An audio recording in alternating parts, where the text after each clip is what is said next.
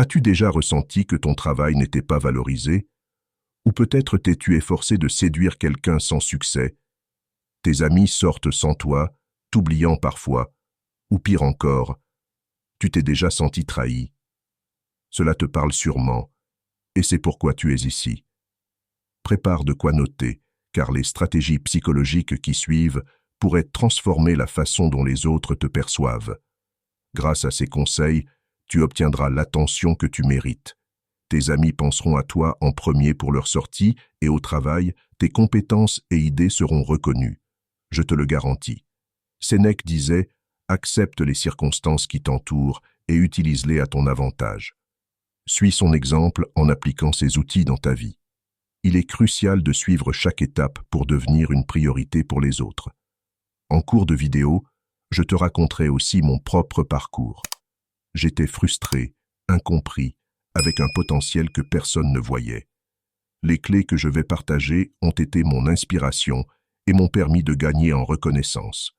Reste jusqu'au bout pour découvrir toutes les stratégies et mon histoire. Passons donc sans plus attendre à la première stratégie psychologique pour devenir une priorité. Numéro 1. Crée la peur de te perdre. Les gens ont tendance à sous-estimer ce qui est toujours accessible. Mais dès qu'ils craignent de perdre quelque chose, ils commencent à en apprécier la vraie valeur. Imagine que ton absence laisse un vide profond dans leur vie, que tu deviennes une nécessité et non une option. Khalil Gibran, le grand poète et philosophe libanais, disait que la véritable amitié naît dans le vide du cœur. Elle repose sur la compréhension et l'acceptation mutuelle. Alors, montre aux autres qu'ils peuvent compter sur toi, mais sans dépendance réciproque. Ton monde ne tourne pas autour d'eux. Tu es indépendant, confiant, entier. Ta vie est une aventure en soi et tu n'as besoin de personne pour la compléter. Numéro 2.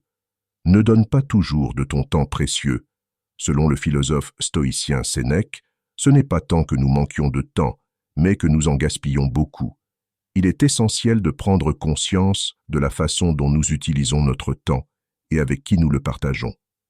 Nous ne pouvons pas être constamment disponibles pour tout le monde. Il est crucial de réserver des moments pour nous-mêmes afin de cultiver nos vertus et nos passions. En agissant ainsi, nous ne dépendrons pas de l'approbation ou de l'intérêt des autres, mais nous deviendrons les maîtres de notre propre bonheur.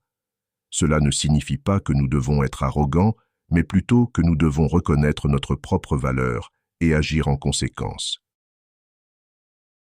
Numéro 3. Maintiens le mystère. Nous avons tous une fascination naturelle pour le mystère. N'est-il jamais arrivé que, même si un film ne te plaît pas, tu restes jusqu'à la fin juste pour découvrir la suite? La troisième stratégie consiste à préserver une part de mystère à ton sujet vis-à-vis des autres. Utilise l'effet de rareté qui renforce la valeur de quelque chose lorsque cela est perçu comme rare ou difficile à obtenir.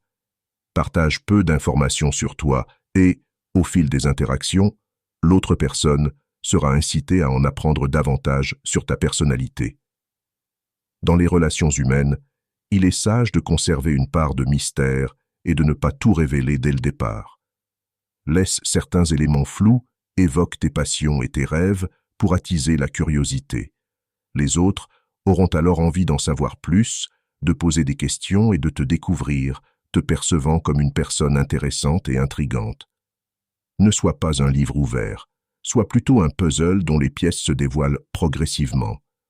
Ainsi, tu deviens une priorité sans avoir besoin de supplier ni d'exiger. Numéro 4. Permets-leur d'investir en toi. Une fois que tu as suscité l'intérêt, que faire ensuite? La réponse est simple. Accueille leur attention. Marc Aurèle nous rappelle que le temps est limité et qu'une fois perdu, il ne peut être récupéré. Pour lui, comme pour les stoïciens, notre temps est précieux et doit être utilisé avec sagesse. En appliquant ce principe, une manière d'attirer et de maintenir l'intérêt des autres est de leur permettre d'investir en toi, mais de façon équilibrée. Les gens accordent plus de valeur à ce pourquoi ils ont fourni un effort. Laisse-les investir du temps, de l'énergie et des émotions pour te connaître. Par exemple, décline parfois des invitations qui ne te conviennent pas, afin de montrer que ton temps a de la valeur. Cela ne signifie pas jouer avec leurs sentiments, mais leur faire comprendre que ton temps est un bien rare qui se mérite. En faisant cela avec parcimonie, tu obtiendras plus d'attention sans pour autant les repousser. Numéro 5. Priorise tes besoins. Il est crucial de ne pas toujours se mettre en second plan pour les autres. Certes, tu ne peux pas contrôler ce que quelqu'un ressent à ton égard, mais tu peux maîtriser ton propre ressenti. En t'entourant de personnes qui te valorisent réellement, tu augmentes tes chances d'être perçu comme une priorité.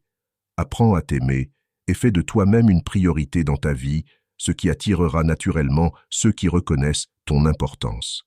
Sache combien tu vaux et refuse de te contenter de moins que ce que tu mérites. Prendre soin de soi n'est pas de l'égoïsme, c'est du respect pour soi-même. Les stoïciens nous enseignent qu'il faut se concentrer sur ce qui dépend de nous, comme nos jugements, nos désirs et nos actions, plutôt que sur ce qui dépend des autres, comme leur opinion ou leur approbation. Il ne s'agit pas seulement de se prioriser pour le bien-être personnel, mais aussi de montrer aux autres que tu as de la valeur et que tu ne feras pas de compromis sur tes standards.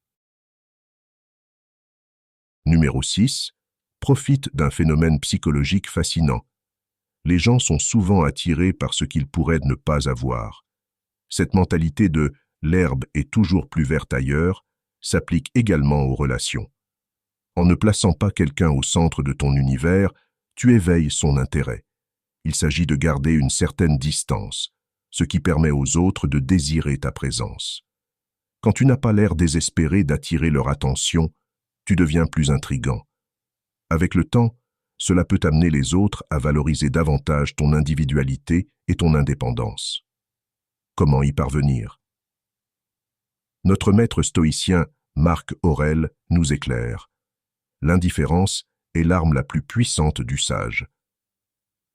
Celui-ci ne se laisse pas influencer par les caprices du destin ni par les émotions des autres. Sa sérénité vient du fait que son bonheur dépend de lui-même et non de l'opinion ou des actions des autres.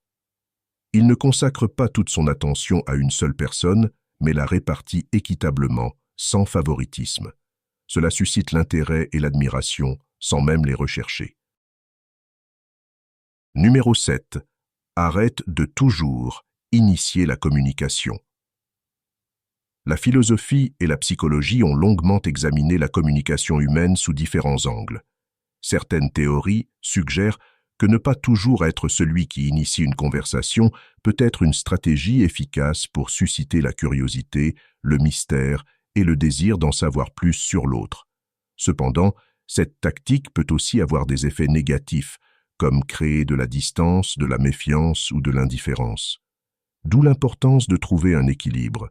Ne cherche pas systématiquement à communiquer, mais ne néglige pas non plus la nécessité de le faire. D'un point de vue psychologique, l'esprit humain aspire à un équilibre entre ses attitudes, ses croyances et ses comportements. Lorsque ces éléments ne sont pas en harmonie, cela engendre une tension que la personne souhaite résoudre. Par exemple, si quelqu'un a une attitude positive à ton égard mais que tu n'inities jamais la conversation, cela peut créer une dissonance qui pourrait amener cette personne à douter de l'intérêt ou de la sympathie mutuelle. Pour rétablir cet équilibre, elle peut réagir en cherchant plus d'informations, en interprétant tes signaux non-verbaux ou en modifiant son comportement. J'espère que ce message t'a été utile. Si tu as aimé la vidéo, je te serais reconnaissant de laisser un j'aime et de t'abonner. Si tu te retrouves sans mots, écris simplement merci pour montrer que tu fais partie de la minorité qui a suivi la vidéo jusqu'à la fin. Merci beaucoup pour ton attention et à la prochaine.